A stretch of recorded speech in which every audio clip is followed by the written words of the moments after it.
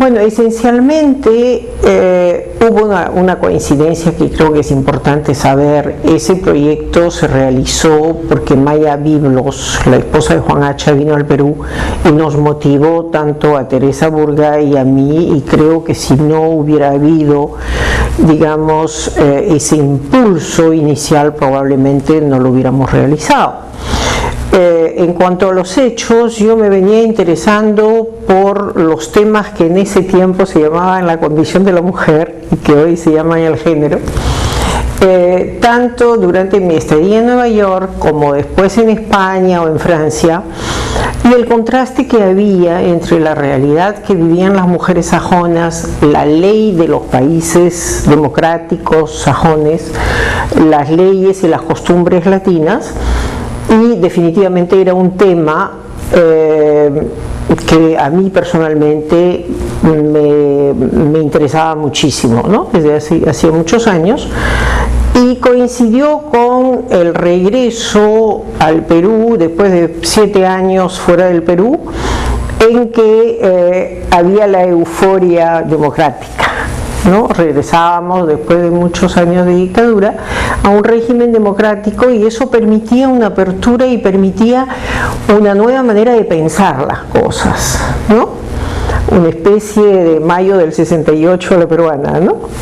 Entonces ese proyecto se hizo y se creó a partir de dos ideas. Una, llevarlo a que sea un trabajo de arte conceptual, pero partiendo de verdaderamente un estudio muy profundo, muy prolijo, con todo un equipo de estudiosos que reunimos y logramos reunir para que se interesaran en el tema, ¿no? Esa es la historia del perfil de la mujer. Creo que más allá de las motivaciones personales que podíamos tener indudablemente, tanto Teresa como yo, había una realidad. La mujer era considerada como casi no existente. Si nos situamos en los años 80, estamos hablando del Código Civil previo al que nos rige en la actualidad. Verdaderamente la mujer tenía voto, pero no tenía voz. La clase media era inexistente. Se decía que en el Perú no hay clase media. Y una de las cosas más sorprendentes y más interesantes que encontramos, porque hay una mina de datos y de información sobre la mujer de esa época, es que, siendo una muestra totalmente al azar en mujeres de clase media, encontramos que, por ejemplo, el 67% de las mujeres entre los 25 y los 29 años en Lima Metropolitana en clase media, elaborada la encuesta por los catedráticos de la Universidad del Pacífico, de acuerdo a todas las normas de la sociología, resultaba que el 67%, por ejemplo, eran universitarias. Entonces, todas esas mujeres ya en realidad tenían una formación, una profesión, representaban un capital enorme en el Perú, que se desconocía. Mientras tanto, si una mujer tenía un accidente, un problema, y por alguna razón abortaba, ella y todas las personas supuestamente cómplices iban a la cárcel. No tenía absolutamente ningún acceso a una prevención del embarazo no deseado. Se desconocía verdaderamente su relación de pareja, su relación con la profesión, su relación con el estudio, su relación, por ejemplo, con el tema político, y ni se diga con el tema jurídico, ¿no? Y creo que ese es uno de los aspectos que el perfil de la mujer reveló de alguna manera frontalmente. Yo te diría, es una percepción personal, ¿no?, que debería verificarse, por supuesto, con muchísimos otros estudiosos de la materia, pero creo que en el Perú en general ha habido una especie de miopía social o analítica, en el sentido de decir la clase media no existe. Entonces la clase media era como una subclase de la clase alta, tanto en la clase alta cuanto en la clase, digamos, C, D o E, ¿no? Como no existía, no se veía, no se conocía, y eso creo que es lo interesante de Preferir a las Mujeres, que en ese momento se muestra que la mujer de clase media sí existe, sí estudia, sí tiene ideas políticas, sí tiene ambiciones, digamos, de que su condición jurídica como ciudadana evolucione, ¿no? Y eso no estaba siendo reconocido ni por, digamos, la renovada democracia, y mucho menos lo había sido por la dictadura, porque evidentemente no es el propio de las dictaduras el reconocer a las mujeres, y mucho menos si son de clase media. Bueno, yo creo que es lo que hoy en día se llama la clase emergente. Cuando decimos en el Perú de hoy, y tú eras muy joven entonces, pero cuando decimos la clase emergente, todo el mundo sabe a lo que nos referimos. En cambio, la clase media en el Perú no se conoce, no se ve, no se sabe. Mayormente ignoro, como dirían, como se llaman las Fuerzas Armadas, ¿no? Bueno, mayormente desconozco. Bueno, entonces no se conocía, sin embargo existía y ya tenía opiniones que están vertidas en Perfil de la Mujer. Y esas mujeres tenían profesión, sostenían de alguna manera ya una gran parte de la economía de sus familias, tenían expectativas, que es lo que me parece interesante, porque es lo que explica que sus hijas hoy en día puedan ser verdaderamente pues la columna vertebral que son en el Perú, ¿no? Y que lo han demostrado siendo en el campo, en la ciudad, donde se quiera, el rol de la mujer peruana definitivamente había sido desconocido, y creo que, aunque sea un trabajo que tiene 30 años, ha permitido mostrar eso.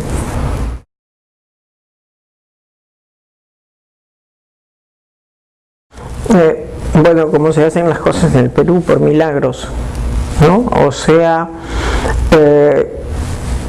por la calidad y la riqueza de los contactos que reaccionaron de la manera más favorable a un tema tan esotérico, digamos, para el momento, ¿no?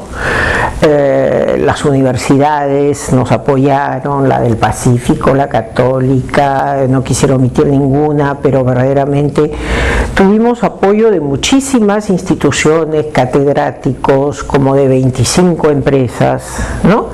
Y eso permitió que se realizara toda esa parte de inmenso trabajo que fue convocar a las mujeres, o sea, idear todo el proyecto, montarlo técnicamente y desde un punto de vista académico que fuera absolutamente confiable.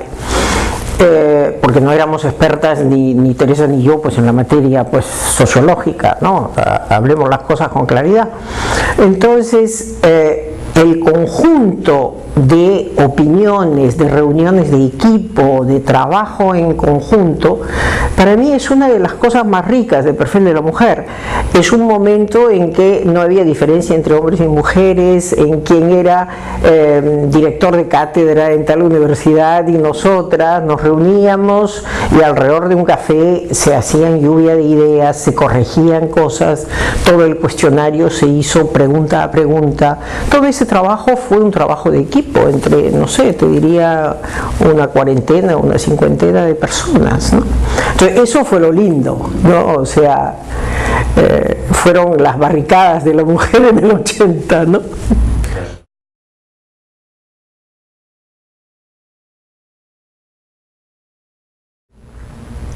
No es una cosa que se puede medir como la temperatura de un bebé cuando está enfermo, ¿no? O sea, no hay un termómetro.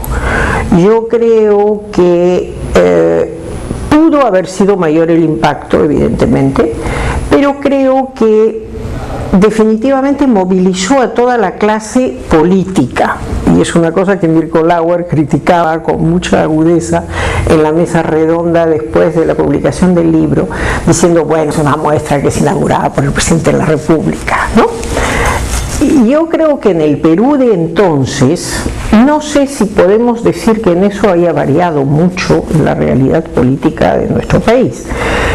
tenemos pruebas al canto bastante recientes, pero creo que el presidente de la República sí tiene peso, que el gabinete sí también, y que el que hayan asistido, el que hayan tomado conciencia verdaderamente que en ese Perú que retomaban entre sus manos, porque habían sido elegidos de una manera llena de alegría y de euforia, consideraban seguramente que había que tener en cuenta a la mujer de una manera que quizás no lo habían pensado antes.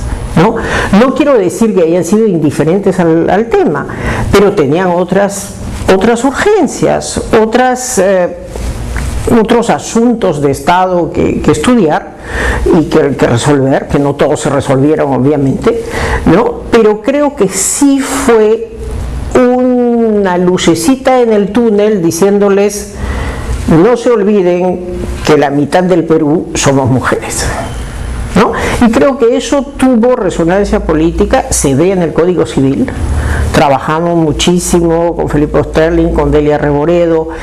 Verdaderamente el Código Civil se hizo también considerando todo eso, y recién se publicó y se aprobó 2 años después del perfil de la mujer, Y quiero creer, soy una persona optimista y confiada, quiero creer que tuvo influencia de alguna manera, pero eso nunca se sabrá del todo. Creo que un trabajo de arte conceptual tiene esencialmente la función de despertar conciencia. Hay muchas maneras de despertar conciencia, no solamente a través del arte, pero si el arte no lo logra, entonces verdaderamente pues ahí sí habría que perder un poco el optimismo, Una frase de Mirko Lauer que recuerdo mucho en la mesa redonda es cuando dice, reconociendo que el hecho de que hayan venido los políticos y que se dé en el auditorio de un banco puede restarle, digamos, la frescura callejera que debería haber tenido un trabajo de este tipo, dice: esta muestra quizás nos dice más que 120 años de pintura. Quiero creer que en eso Mirko tuvo razón. No sé si el Ministerio de Educación a lo largo de la historia republicana se ha prestado tanto a escuchar a las mujeres, pero nos abrieron las aulas para que ahí los días sábados o domingos se pudiera hacer perfil de la mujer y que verdaderamente pudieran venir. Todo perfil de la mujer es una encuesta absolutamente anónima, hasta los aspectos más íntimos de la fisiología, que por ejemplo le estudiaba Cayetano Heredia, de acuerdo con nosotros, fueron dichos, escuchados, Entonces creo que es un hito en cuanto a metodología y en cuanto a participación de la gente, porque lo interesante en una obra de arte es que verdaderamente esté en contacto con la realidad que pretende mostrar, sea conceptual o gráficamente, eso ya depende de la creatividad de cada uno, ¿no es cierto?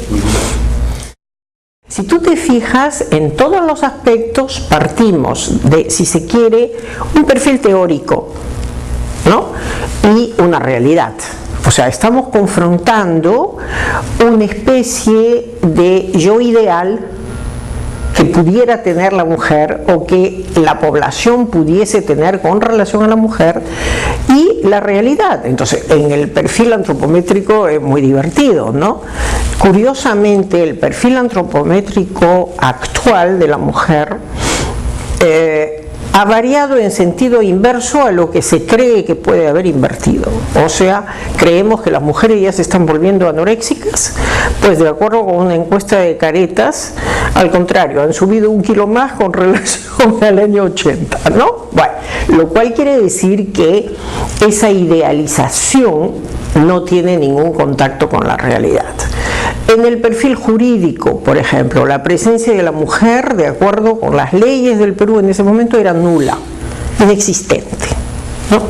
Hoy en día ha mejorado. Hoy en día, verdaderamente, una mujer tiene un poder de decisión mayor, mucho mayor, sobre su vida, sobre su fecundidad, sobre sus relaciones afectivas, sobre su profesión, sobre los estudios que quiere desarrollar o no. En fin, creo que esos aspectos han mejorado mucho. Entonces, es cierto que lo interesante de este estudio es que nos muestra cómo eran las cosas y cómo creíamos que eran, y era bien diferente. Yo siempre tuve muy buenas relaciones, a Dios gracias, con la mayoría de las ONGs, digamos, en el Perú, relacionadas con temas, o bien temas de la mujer, o bien temas de la infancia. Y lo que sí fue muy lindo es que junto, gracias a Carmen Macías, participé en la elaboración y, digamos, participé directamente en Foro Mujer, que fue un encuentro extraordinario propiciado por la Católica, pero básicamente llevado por Carmen Macías, con todas las mujeres, por supuesto, de todos los movimientos feministas de la época, pero también los movimientos campesinos, con Marta Moyano, con verdaderamente los grupos de Vaso de Leche, las mujeres de base, en fin, vinieron de todos los lugares del Perú, y eso fue Foro Mujer en 1985. Entonces, yo sí siempre he mantenido esa relación sin pertenecer a ningún movimiento de los que se puedan llamar feminista en el sentido propio de la palabra. Sí, siempre en relación, por supuesto, con Manuela Tristán y con qué buen lapsus, con Flora Tristán y Manuela Ramos, ¿no? Pero sin pertenecer a esos movimientos, porque personalmente, y no quisiera que esto sonara, no sé, pedante, pero creo haber tenido desde el comienzo una postura, si se quiere, postfeminista, ¿no?